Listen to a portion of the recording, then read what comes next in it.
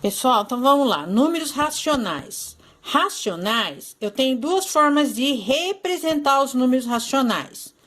Na forma de fração, tá? E na forma decimal, tá? Decimal. São os dois modos de representar os racionais. Então, eu dividi em três partes o estudo. Primeira parte, a gente vai estudar na forma fracionária.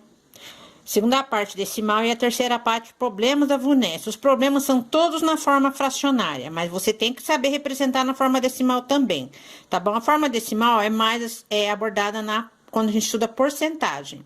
Então, aqui nos dois, a gente vai fazer revisão das operações, tá? Então, vamos para o conceito. Aqui na folhinha aí que eu passei para vocês, eu pergunto para vocês de que forma vocês representariam na forma de fração essas figuras. São três figuras. De que forma vocês representariam elas? Então, vocês poderiam, né? O que a maioria responde: 1/4, 2/4 e 3/4, certo? Creio que a maioria respondeu assim. Mas qual o significado desse número de cima e esse número de baixo? Observe que todos têm o mesmo número de baixo e o número de cima é diferente. Então, o número de baixo são por quantas partes foi dividido o todo. Partes do todo. Não se esqueçam disso jamais.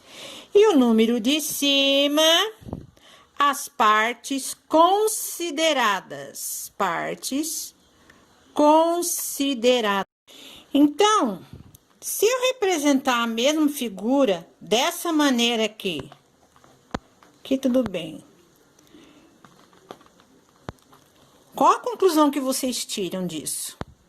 Levando em consideração parte considerada numerador, parte do todo, o denominador. A conclusão é que aqui eu considerei as partes pintadas e aqui eu considerei as partes sem pintar, ó. Certo? Qual a importância de tudo isso, essas considerações? Isso é muito importante porque, supondo aqui, olha, um retângulo de 5 partes.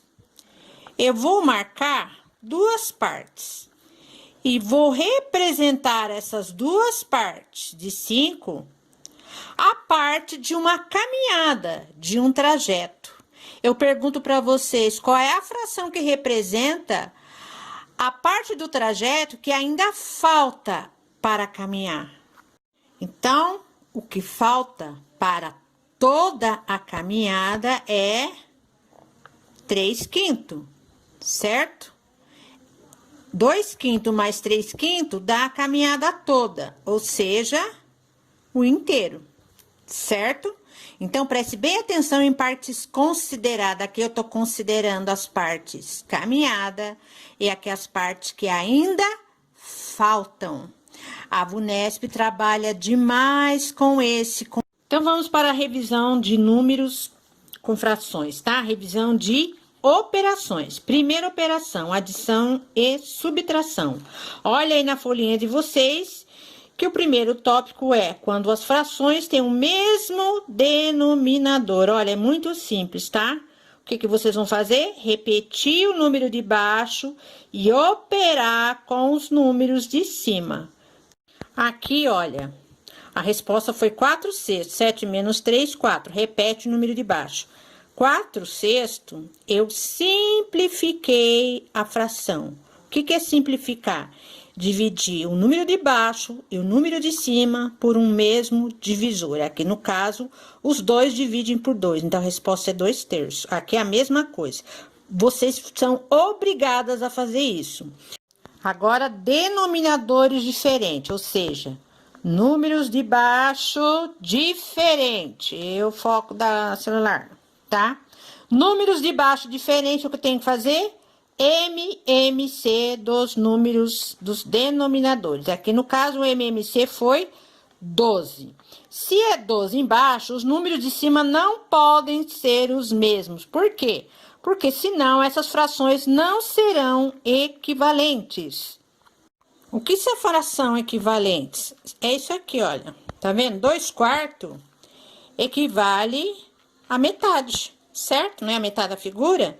2/4 equivale a metade, ou seja, eu tenho um divisor comum aqui com esses números. 2 são dividido por 2 e 4 dividido por 2. Eu simplifiquei e ficou meio. Então, essa fração é equivalente a essa, ou seja, essa fração representa a mesma parte do todo do que essa.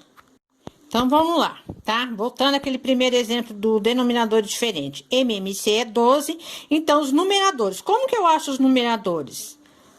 Divide pelo de baixo e o resultado multiplica pelo de cima. 12 dividido por 3 é 4. 4 vezes 2, 8. E assim por diante. 12 dividido por 4 é 3. 3 vezes 1, 3. 12 dividido por 6 é 2. 2 vezes 5, 10. Então, aqui, no exemplo que vocês têm, então, a soma deu 21 dozeavos, certo?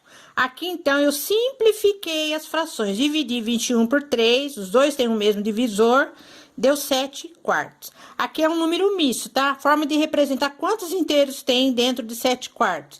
Eu não vou me aprofundar, porque isso não é cobrado na VUNESP, não cai na VUNESP, tá?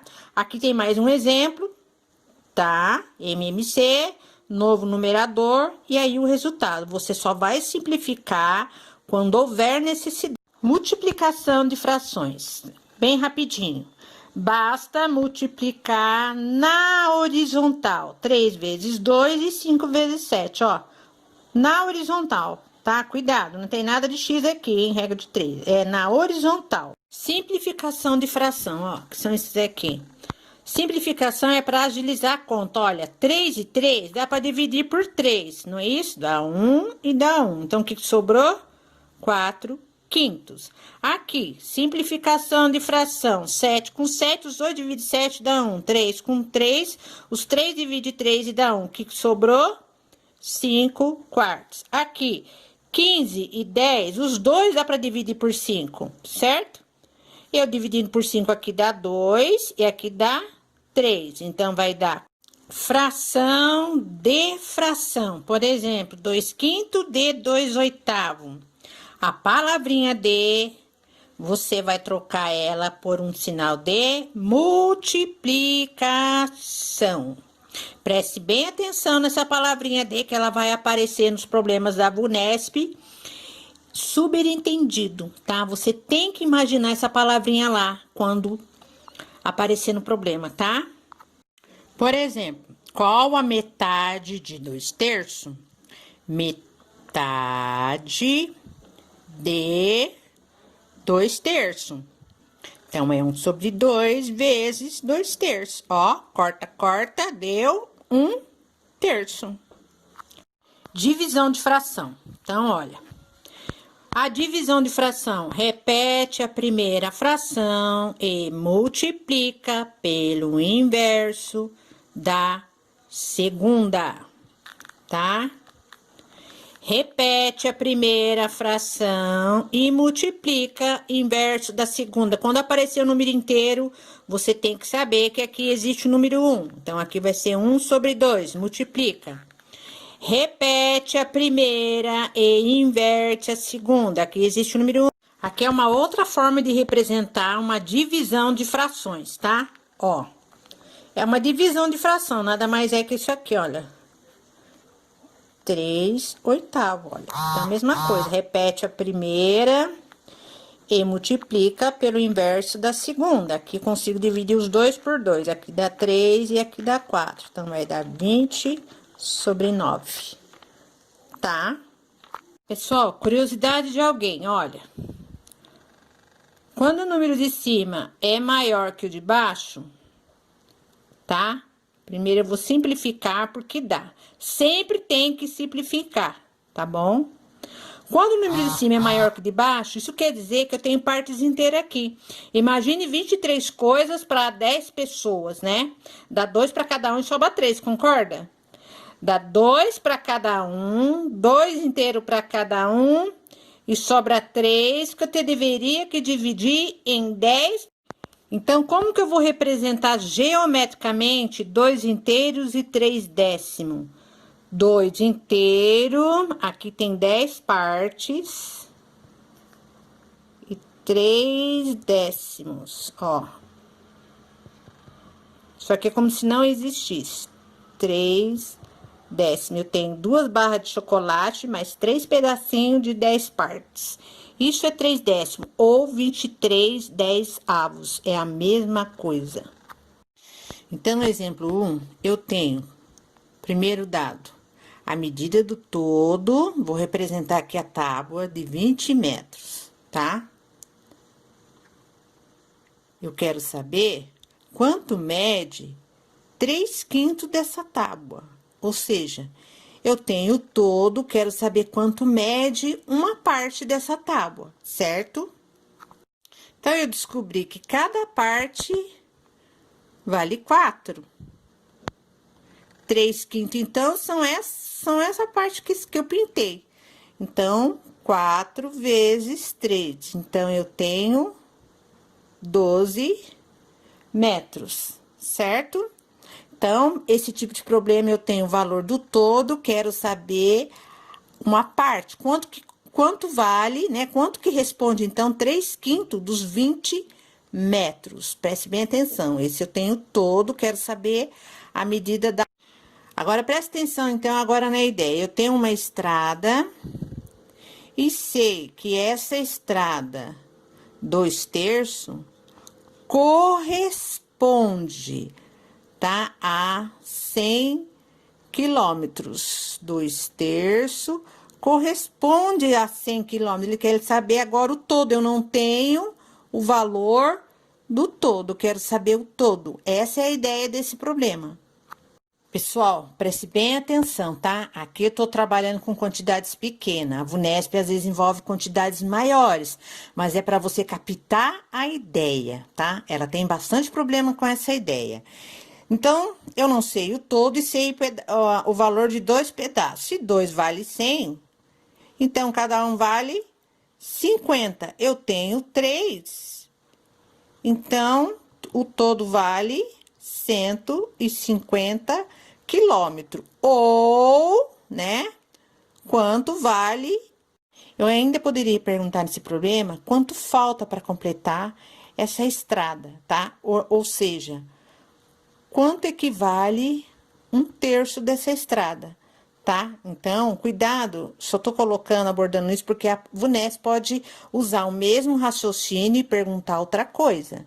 1/3 equivaleria a 50, tá? Para completar o todo, você sempre tem que usar a diferença aqui da divisão, 2/3. 3 embaixo, então falta 1/3, tá certo? Ciclista percorreu 5/9 de uma estrada e ainda faltam 80. Preste bem atenção, ainda falta 80. Quantos quilômetros ele percorreu? Então, falta 80. Eu quero saber quanto ele percorreu. Aliás, 5/9 é o que ele percorreu, só que eu quero saber em quilômetros. Então, olha, 5/9 ele percorreu. 1, 2, 3, 4, 5, 6, 7, 8, 9. Faz de conta que tá tudo. Então, eu vou representar o 5/9, ó. Então, aqui equivale a 5/9. Ó, aqui tá a estrada toda. 5/9, então, ops, falta para completar 80 quilômetros. Qual é a fração aqui? 4/9, né? Para dar o todo. Então, 4/9 corresponde a 80 quilômetros. Só que agora eu tô trabalhando com a falta. O anterior não, tá? O anterior foi dado essa medida. Então, aqui o dado de quanto ele percorreu em forma de fração e o que faltam em forma de fração e a medida, tá? Eu tenho 4 partes aqui, tudo vale 80. Quanto vale cada pedacinho né? Eu tenho que descobrir cada pedacinho para eu saber o quanto ele percorreu, né? Sabendo o valor do pedacinho, eu tenho o valor do trajeto todo e também vou saber o quanto ele percorreu, certo? Pra você ter uma visão, olha. Então, eu vou dividir 80 por 4. Tem 4 pedacinhos, que equivale a 80, tá? Divide 80 por 4, vai dar 20. Cada pedacinho vale 20, certo? Se cada pedacinho vale 20, ele percorreu quanto? Aqui não tem 5? Então, aqui, então, 20 vezes 5. Ele percorreu 100 quilômetros. E a estrada toda teria quanto?